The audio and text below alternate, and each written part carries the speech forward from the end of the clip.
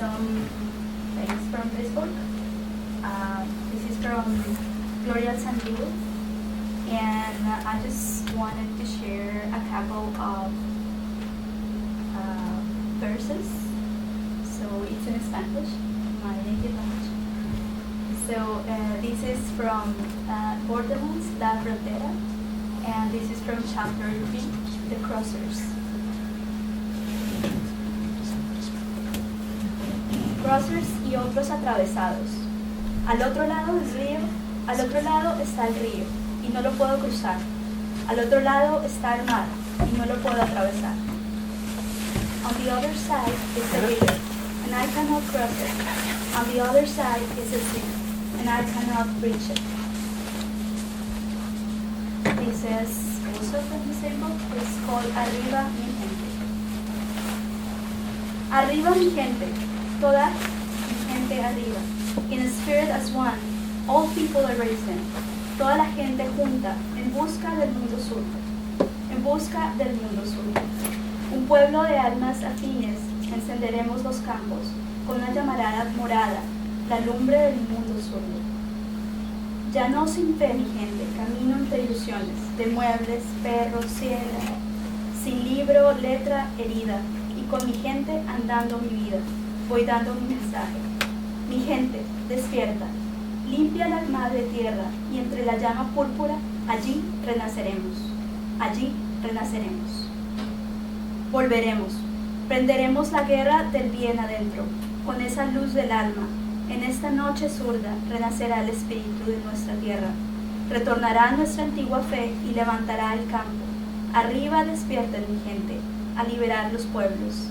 In a spirit as one, all people are risen. En esta noche, mi vida, mirar nuestras 300 luces y ver la llamarada morada, la lumbre del mundo sur. Levantémonos, raza, mujeres de séptimo rayo, que ya llegamos y aquí estamos. Arriba, despierta, mi gente, a liberar a los pueblos. Arriba, mi gente, despierta.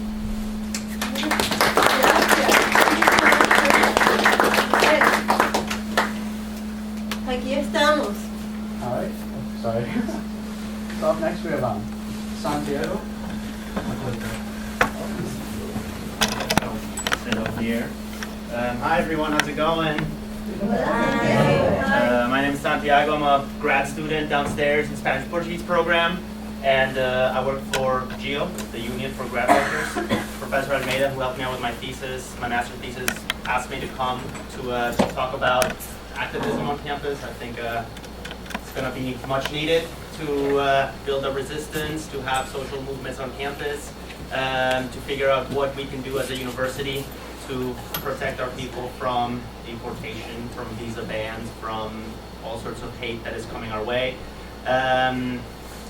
So yeah, I mean, I don't know what much to say. Both the union that I work for and the Senate, GSS, have been doing a lot of outreach to international students, especially the people from the 7 countries that have been banned with these executive orders. We're trying to help them out for some people to actually get back into the country, and a lot of those people from those countries that are here at UMass to figure out what they're going to do, especially over break, if they ever need to go back home, or in an emergency situation, if a family member or parent passes away and they're basically stuck here and not knowing what to do. Imagine if you were to graduate soon and you're thinking of staying in academia in the US, and now you don't know if you're going to have a visa. It's really dire situations that they're in. I know that the administration is joined as a plaintiff on a lawsuit against the federal government and all these issues, which is great. But we can't let the administration, in a sense, co-opt the social movement and the resistance here on campus. We need to find a way to keep administrators accountable and honest, and make sure that they're speaking to what we, the community, need. So that's what the union and the Senate are doing. I went to a Sanctuary Campus meeting today. There's going to be a lot of movement on that to make sure that, the Chancellor emailed us last night that in many senses he's agreeing to a lot of the demands that the Sanctuary Campus movement has made. He won't yet say that we are a sanctuary campus, so that's sort of still an important step to make sure that not only UMass, but Amherst, Northampton, and the state of Massachusetts as a whole are not complying with ICE orders, Immigration and Customs enforcement with deportation orders and stuff like that. What the chancellor said is that he would do everything lawful to resist or something like that, to not accept ICE orders, but I think he has to go a step further and say that he will denounce and reject any collaboration with ICE because it could break our community. It breaks apart families and sends people back into the shadows. We have to make sure that people that are covered by DACA remain anonymous within the university systems. So yeah, there's a lot of work to do, and I think there's movement from the administration because there's been a lot of pressure here on campus, and because the political winds in Massachusetts are changing a little bit. So yeah, I don't know, I was hoping we could have a conversation maybe about what's going on campus, what's going on in our nation. It's one of the first times that I've seen that national politics impacts our campus so directly, which is really scary. But at the same time, it's been very refreshing to see so many people come out to rallies and joining organizations and trying to figure out what to do. And that people are actually speaking about social justice and social movements and showing solidarity and having some kind of resistance, and having these not be strictly academic questions, but actual questions of forming communities of solidarity here on campus. So I don't know if anyone else is involved in organizations and movements on campus. It'd be great to hear from y'all. There's professors here that I didn't go to the meeting a few days ago, to tell us what was said there. If the faculty senate or the faculty union are working on things, it'd be great to hear that as well.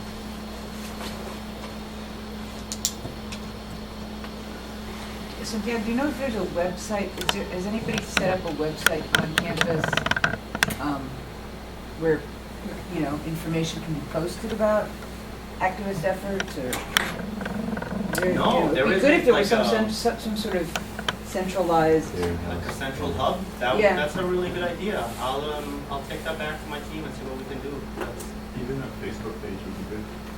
Even a Facebook page. There's a central Facebook page. UMass.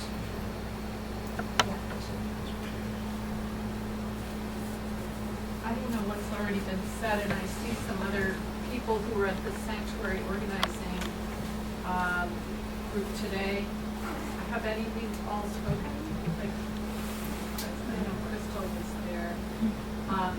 I can just say that on Amherst Town Common, there was a vigil last Sunday, and there were a lot of faculty from the 5 colleges, and we just sort of found each other. We made a big circle and exchanged email addresses and began sharing what was going on in each campus, so that we can have a network and be aware of how to ways we could support each other.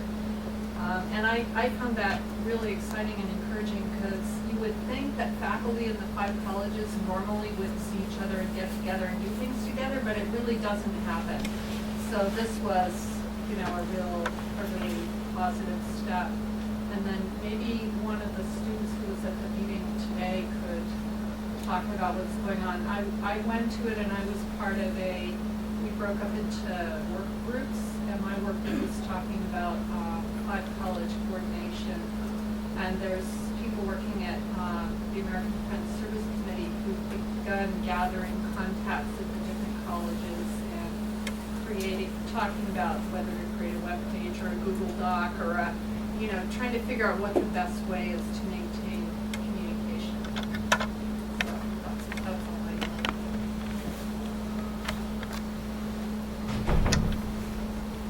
I'd say I was on some of the initial emails when the sanctuary first launched. Can you and speak up a little bit? Sure. This room is really bad. Yeah, I'm loud too. I was on some of the initial emails when the sanctuary launched, and what I've been doing is sharing information and encouraging people from the Center for International Education to get involved, kind of as an informal liaison. But I don't know if there's a more formal structure or I wasn't able to make it to the meeting today, but to have people that are in the different parts of the university, because we are so spread out, be point people to share information and just kind of amplify the message and any actions that are happening on campus. You aware of that? Is there any? I mean, a lot is just forming right now. We had a big meeting today. We're going to be meeting each week, so we'll see. Could you share when that weekly meeting time is, and if there's any other upcoming events? Fridays at 1 p.m. But yeah, if you could just find Sanctuary Campus on Facebook, that's where all the info is being updated. I'm from Hampshire College, and I've been speaking with our student representative to the Board of Trustees at Hampshire. And one of the things that we want to push for is not only having sanctuary campuses, but also inviting undocumented students onto campuses by making it financially accessible. And at Hampshire, that meant we received a donation, fortunately, from a private donor to provide scholarships to undocumented students. But I think a big thing would be a state institution providing in-state tuition to undocumented students. Texas has it. Arizona has it. Massachusetts? Arizona has it? I think it's a big question to ask. Is we have here in Massachusetts a very liberal government. We have activated protests. Where is that going to lead? How do we make institutions not only safe, but how do we make them accessible? So I think that's maybe the question to start asking. Hampshire's great. It's obviously not the college for everyone. And I think it would be great if Massachusetts as a whole took that step forward. That's surprising.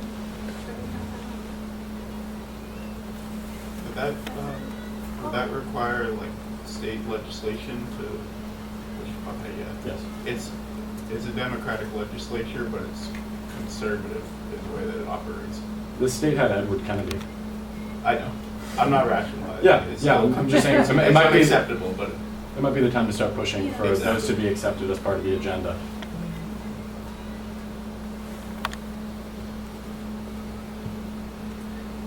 So it sounds like some people are really looking, so the sanctuary meetings at 1 on Fridays. Where is it? I don't know. Today was in Thompson, Oh, one of the it big is. lecture halls. I don't think there was a set place yet. There's no such place. So 1 o'clock Fridays for the sanctuary meetings. But it's not, and so go to Facebook, to Sanctuary, UMass Sanctuary Campus, something like that, you'll find it. UMass Sanctuary Campus on Facebook.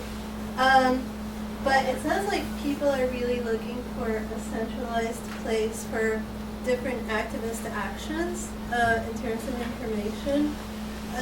So I don't know, we're meeting on Monday, right? Puentes, on Monday. Puentes Latinos, that's meeting At on noon. Monday at noon. And do we have a? Thompson 519. Thompson 519, okay, so that's Monday at noon, Thompson 519. We're gonna be meeting then, I don't know, who could create that website? It is. Who could best create that It is. kind of website where, all this information? I don't know, because that'd be a lot of work and a lot of networking to keep it updated. I'll ask around, see what other people think, and I'll let you know. Well, the idea of just, did you all, I got here late, so did you introduce what Puentes Latinos is in Yes. terms of having organized this event? So that, that this next meeting is open to anybody who's here, that were presumably people who are interested in Latin American immigrants and Latino communities. So that meeting is open and there are no, as yet closed or formalized committees or working groups and so on, so people can come and integrate themselves into what initiatives were launched there and others that may emerge on Monday and in the future. Among the things that the faculty talked about, somebody asked about, Santiago, you just asked about that, at the meeting that we convened, was it Friday the 27th?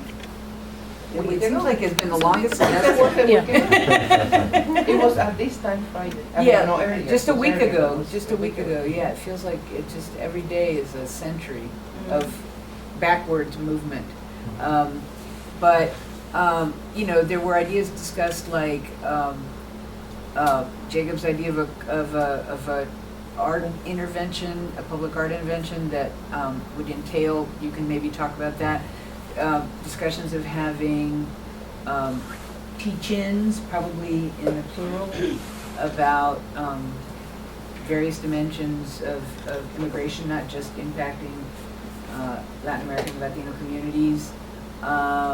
There was discussion of a more forward-looking lecture series on, we even had a name for it. Lessons from that. Well, one of them was populism and authoritarianism, and democratic struggles, lessons from Latin America series for the fall. And, you know, but those are all more activities that would be undertaken with a collaboration or under the coordination, not necessarily organized by, but under the coordination of the Center for Latin American, Caribbean, and Latino Studies. There are lots of other things that can happen. So what we were hoping is that, the reason I chimed in is because we were hoping that Puentes would be a place to at least kind of, I hate the word centralized, to convene, to have converged, connect around things affecting Latino, Latina, and Latin American communities in particular, because I think it's just going to be, and intersections of those with all kinds of other things, of course. But I think it is, you're right, going to be very difficult to kind of keep track of everything that's going on, at least in the short term, because there do seem to be just as many initiatives emerging as there are, you know, retrograde steps being announced by the administration. So it's going to be hard, I think, in the short term to keep up with those. And I think the dust will settle. I mean, maybe he'll slow down a little bit, maybe not. But I think there'll be some organizational consolidation happening, you know, in the relatively short-term future. So it might be easier then to ask for an organization like GEO or I don't know, Dante would like, I mean, who do any of the students, our resources are very limited, do any of the students' organizations think they might be able to get funding for something like this? I mean, you know, it's a perfect thing to go to the chancellor and say, gee, you're so interested in helping out these communities, we have a concrete proposal, how about you fund a graduate position to do this for the remainder of this calendar year, for instance. More likely to respond positively to a request like that from students than a request like that from us. So what kind of things do you like now? Well, just, you know, some sort of networking body or space that would be a virtual space, but could also be a space where people who are doing work on sanctuary and other things that may emerge, you know, LGBTQ stuff, or that, you know, in the coming weeks, months, or whatever, could be a kind of convening space as well. But that would require some staffing, I think, precisely to be able to keep up a web page, to be, you know, tuned into what's happening in communities, not just in the 5 colleges. Maybe it could be called embedded UMass. That embedded, like the word united UMass. I So think, all the groups could come together. I think last semester there was Unity is overrated. You know, like Unity is overrated. it's overrated. I think One Voice, One UMass was the term that was going around. One voice, many voices, one Many UMass. One, Many voices when you miss. Was that the T-shirt campaign? yeah. Yeah. So I think that was the phrase that was going around. But in terms of new phrasing, UMass United.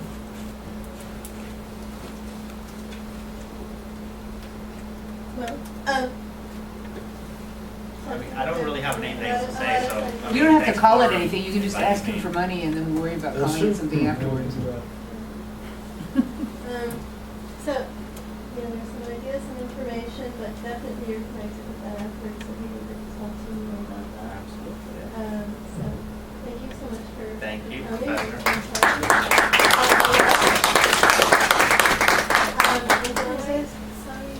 I had offered to bring wine and some wine and some Thomas, so feel free to pass cannot feel free, all of us. Not all, yeah. Some of us can't. Yes, that's right. Yeah. Some of us are freer than others to do that, but you know, Some are free. than others, yeah. Eso siempre ha sido en la historia, desgraciadamente. Some of us are freer than others. Pero gente, seguimos. So we continue. Dante, you wanna? Who's our next? We don't have anyone next. We don't have any. Somebody wants to go up? You don't have to sign. Yes. I was thinking about reading a translation of a poem, but I need to take it out. Okay, excellent. What do you want? Yes? This is right here. We only have 2 people. For people in the queue. They're right. Yeah, so those of you who'd like to participate, would you please, you know, Maybe we can send this grab around. Nick So and, there's- you there's know, a sign-up send list if you their wanna name. talk or Yeah, excellent. So please write your name. And yes.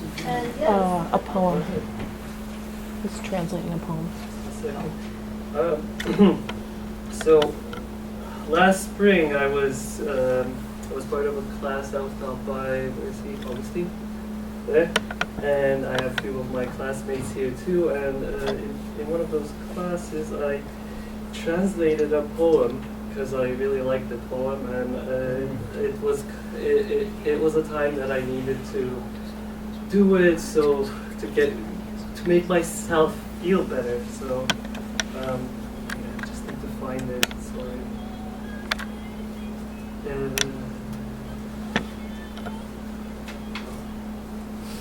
Originally, I had help from people who helped me edit the poem and make it better, and I also had translated it to both English and Spanish. I don't know if I want to read both of them, but if someone else wants to volunteer to read the Spanish one, I'd be happy. I did it because, sorry? All right, I'll bring it over in a minute. I did it because the original poem is in Turkish. It's written by Ece Ayhan, who in the 70s, who was a gay poet and an anarchist at heart. And the poem is called The Purple Gangster. And I'll start now. 1. Brothers, our poem is black. A drum and a pipe that play the tunes by themselves. Those who begin to wrestle with themselves when they hear the sound of these tunes. In the lavatories of the chattels in the black public, the poem is the boys with the swagger in the pants too tight for the stuff. Love is organizing. Just think for a second about it, brothers. 2. Our poem does all sorts of work, brothers. It resides at Queen Atik, on the old poet's dead end. The hair is played with one word, unwoven with one word. A maiden who made her way to the bad neighborhood ends up in the cemetery nearby. The poem is her crucifixion thereon to the 7 branches who took their watches off. Life is short, death is long in hell heaven, for sure, brothers. 3. Our poem parches roses, brothers. A bird-keeper father from the city, Beşiktaş, who began transforming on barges that carry real chattels of sand, escaping from the city to Karabiga, the last son with dimple thingy and handsome mole. This is the poem of having his son smothered into soap in the Syrian baths. Sons must know how to quietly withdraw from fosterhood, brothers. 4. Our poem suckles men, brothers. In the future, who knows, he may want to attend to eye schools. A blind kid cut from below sells burnt caramels. His resentments have yet to found the form of a rifle. This is the poem of him spitting onto his own heels. Likes of him see the weekly pictures and gets precautious, brothers. Our poem is the purple gangster, brothers. It doesn't have a room in the Sky House residences. A half-erased dragon is about to conduct the act of screwage. On the entrance doors to a city for rent, with black dye line. This poem is the markings while it descends upon the poet's throat. Not to brag, but from time immemorial, we are from the city Üsküdar, brothers. 6. Our poem is in the city, brothers.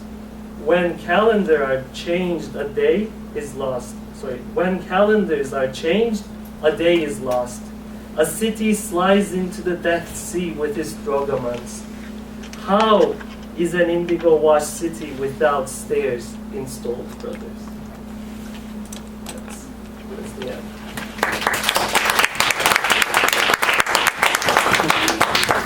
Hey class. Yeah. So I know it's long, but could you read like a little bit of Turkish? Okay. Okay. And let's just skip on the Spanish because I don't have the edited one here. Sorry. Okay. I'm reading only the first one. Şiirimiz karadır abiler. Kendi kendine çalan bir davul zurna, sesini duyunca kendi kendine güreşmeye başlayan, taşınır mal helalarında kara kamunun, şeye dar, pantolonlu kostak delikanlıların şiiridir. Aşk örgütlenmektir. Bir düşünün abiler. And that still is one of our favorite phrases. Love is organizing, and that has been the motto of the LGBTQI movement in Turkey, from whom I've learned what it means to understand law as a form of organizing. I had translated this poem to remember that space and that hope and resilience that I've always found when I was back home, and that I had been lacking, I feel like, here. So thank you all for this space. Well, thank you.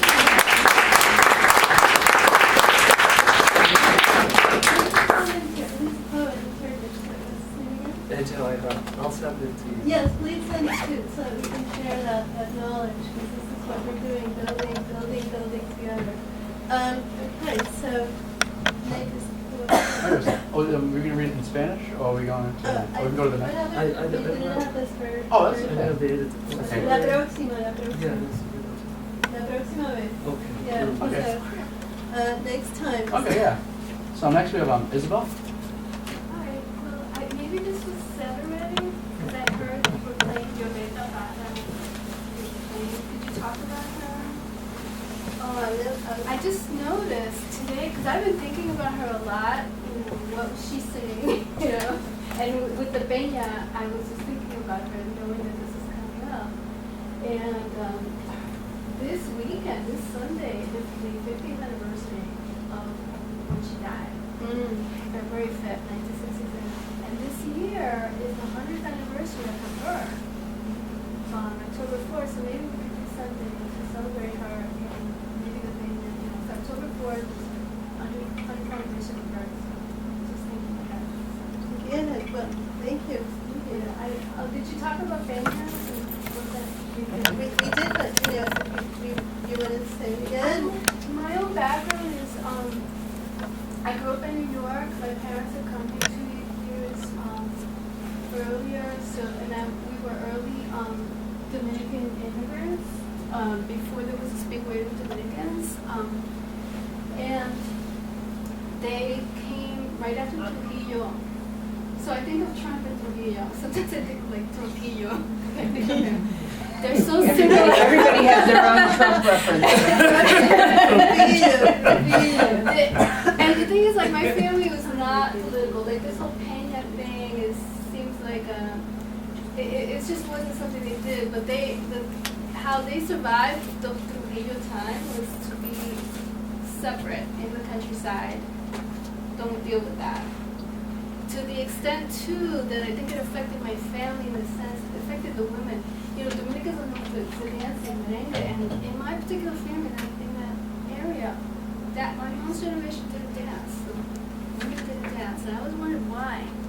And she said that Trujillo would go to all the little areas because he heard there were beautiful women or whatever, and if you go to the party, and you've read this probably from Julia Alvarez, how he would hit young girls. So they wouldn't go to parties because of this So it affected them in this sense. And that's how I think of Trump as being too, that predator, rapist. So, anyway, that's my sharing. Well, Thank you early- so much. Thank you.